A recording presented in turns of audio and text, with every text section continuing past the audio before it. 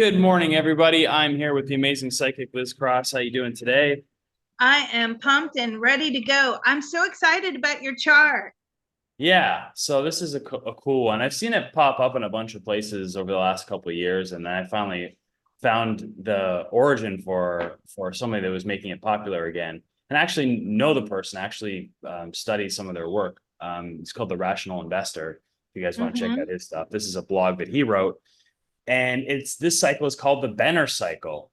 But first, let's bring in a couple people to help us out on this probe. First, our friend John.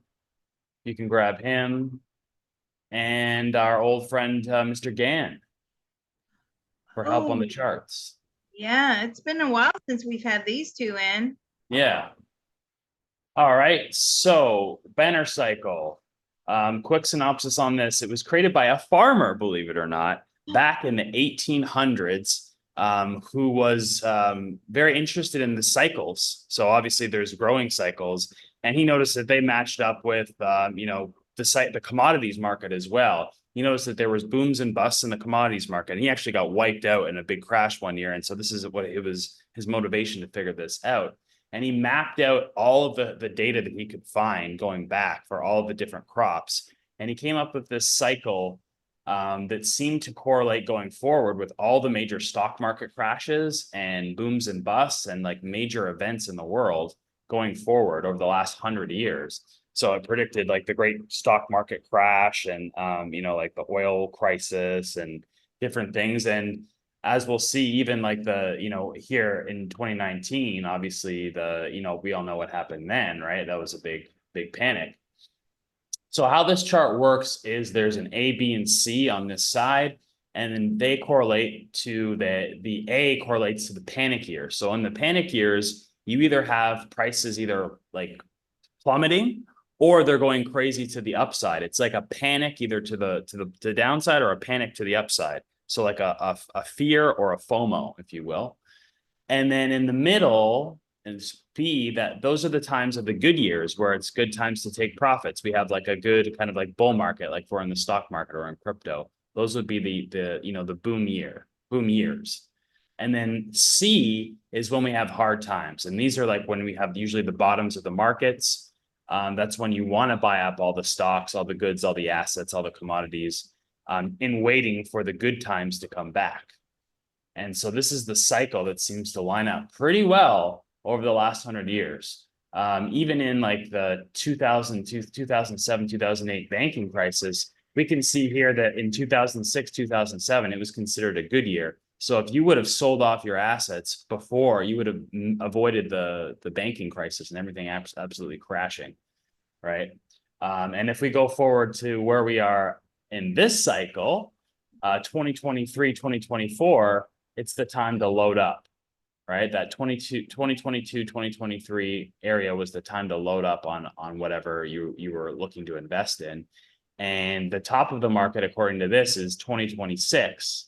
So 2025, 2026 look like the good years. And that's kind of what you've seen for the most part. I think you've said, like 2026 also, which is Yes. interesting to me because most people expect that 2025 is going to be the top of the market. That's what everybody No, expects.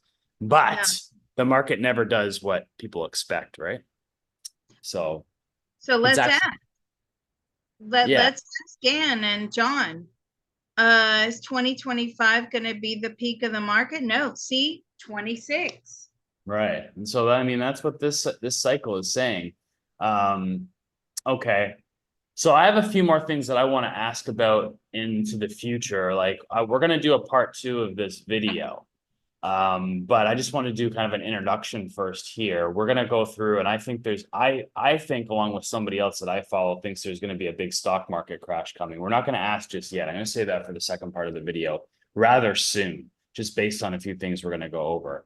But yeah, I just wanted to get an idea of, let's bring in the moon, actually. I think that would be maybe the moon and the sun, because this was actually based off of solar cycles as well.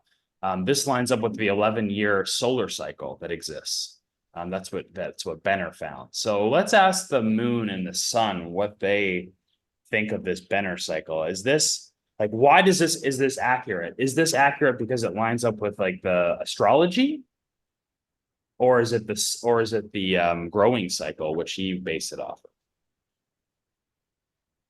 Is this based off of astrology? I mean, it's part astrology. So when I ask the moon is saying part astrology. But when I ask our team here, uh, John and Gan, it's off of growing cycle. So, but I'm saying, and they're saying it's the cycle of the soil, it's the cycle of the earth, the cycle of replenishing, right? Well, Um, okay, that makes sense though. If you think this is my logic when I heard that is like because he identified originally he was going off of the growing cycles because he's a farmer, and then he connected it with the solar cycle, and then obviously the commodity prices and stuff like that. But what I'm thinking of is, well, okay, the growing cycle is driven by what? Like the greater forces like the sun and the moon, right? There's connections between there's a process called biodynamic farming, and they have actually a big theory that the moon is, they want to plant stuff during, I don't know, I can't remember what it is. They plant during the full moon or they do something during the full moon. So the moon is definitely involved in what they're doing. And obviously the sun is very involved in the growing process. So to me, it's like, yeah, the solar cycles and the moon, it's all going to match up with the growing cycle because it's like a one big system of cycles that are all connected.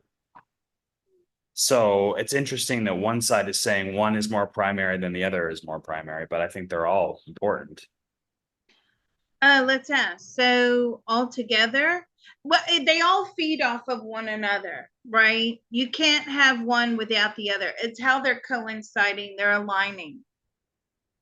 Right. Okay. Very interesting.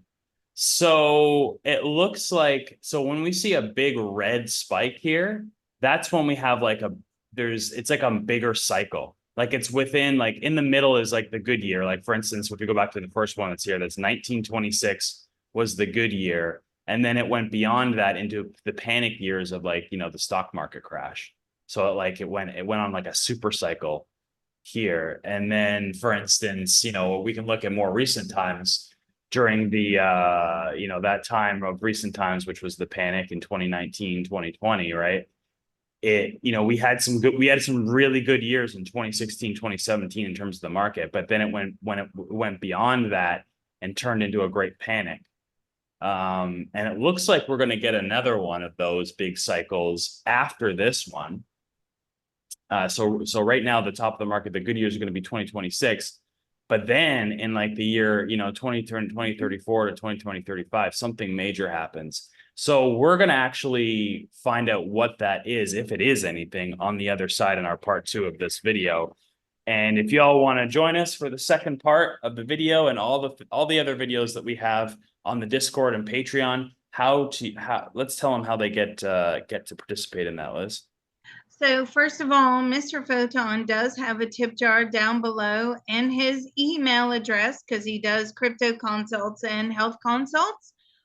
Please email him if you are interested in any of this. And Mr. Photon, you do so much research for us, like 10, 12, 14 hours a day.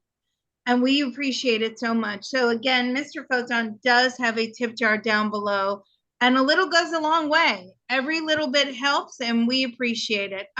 If you want to know more about these cycles, we do also astrological transit charts from Mr. Shakespeare. Every month, there's like 15 of those. Okay. Spanning across the markets and the crypto markets and the country. There's all kinds of stuff there. Big mixed bag.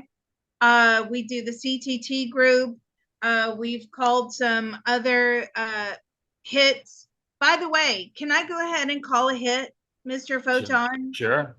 Ethereum. I'm going to call that as a hit. I said it was July. When did I say that? Back in April, May? Months and months and months and months ago. Yeah, it was like May or something like that. And then we updated and probed it again, and you got that it definitely is going to happen after the 15th.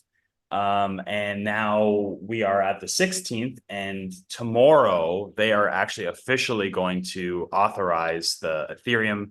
The SEC is going to authorize the S1 forums, which means they'll be trading next week. Mm-hmm. So that's bang on. Thank you. And so what do people do with that information, right?